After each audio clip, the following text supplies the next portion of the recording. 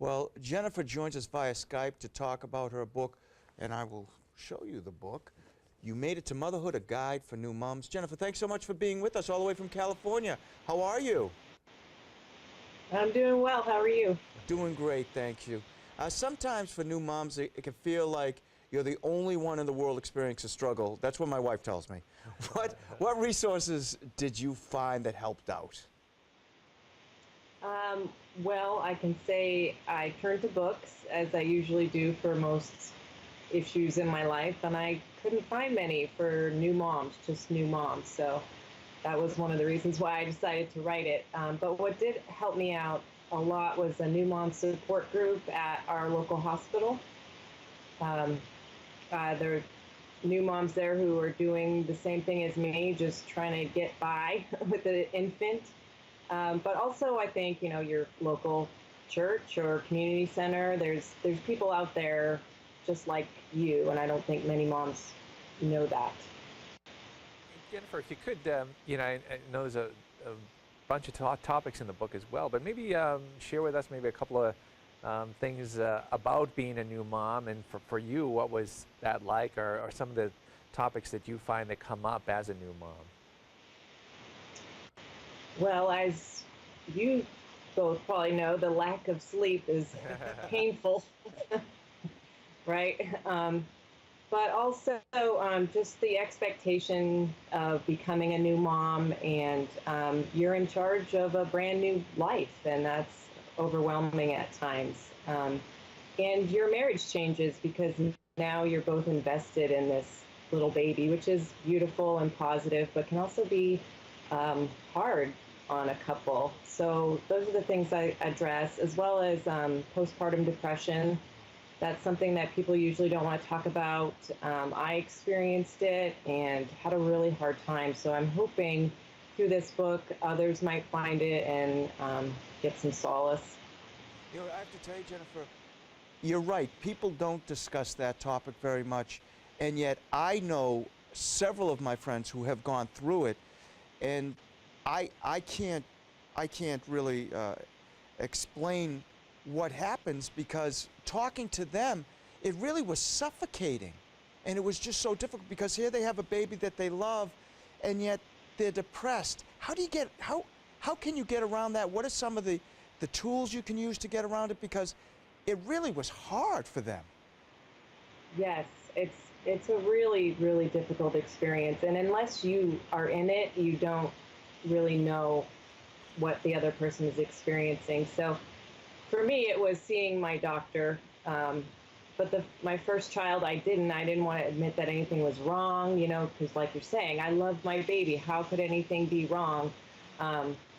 But with my second child, I felt the exact same way. So I went and saw my doctor, and the route for me was medication. But there's, other ways of doing it if you don't want to go that route. There's seeing a therapist, or just getting a lot of extra outside help. I mean, there are ways, but it's a really hard, and it's such a closed topic. I think that's one of the more difficult things about it.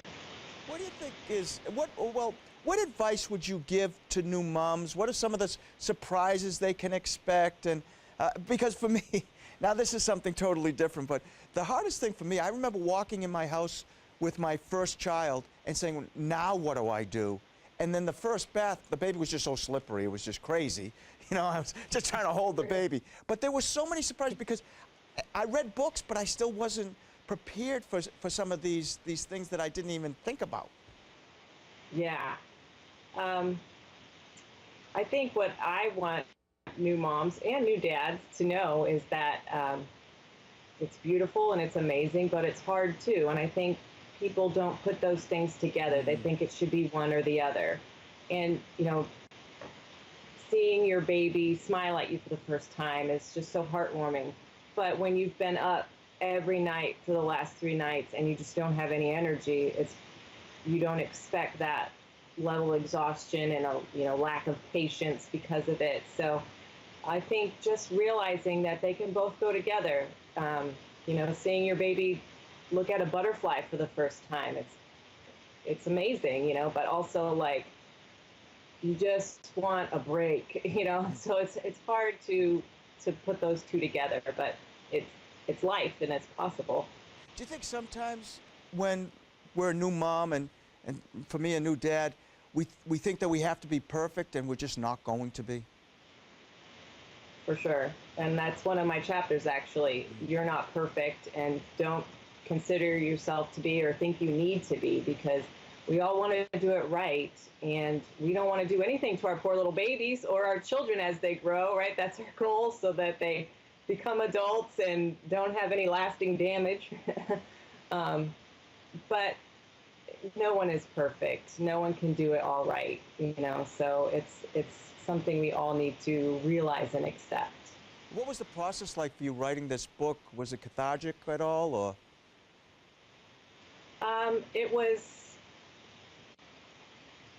It was helpful to go through it again. I started interviewing people, other new moms, about it and writing it when my daughter was 1.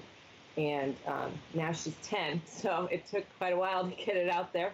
When you're a mom, you don't have a lot of time to do that. But I think it was helpful to go through the experience again and to remind me of what it was like, and anybody who, you know, obviously it's for new moms, but I've had a few friends who have read it who don't have children and go, wow, I didn't realize how much new moms go through. So, Well, it's great to have this tool. Where can people get a copy of the book, learn more about your work, Jennifer? yes, my website is jenniferarogers.com, and that's Rodgers with a D. It's also sold on Amazon, and it should be on Barnes & Noble any day now. You can also request it at your local bookstore. They can order it. So thank you. Well, Jennifer, thanks so much for being with us today. Very much appreciated, and you have a great day.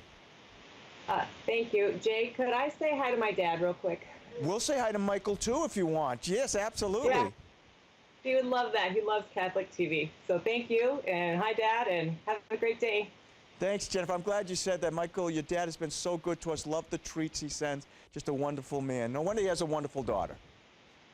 Thanks. Thanks. Have a good day.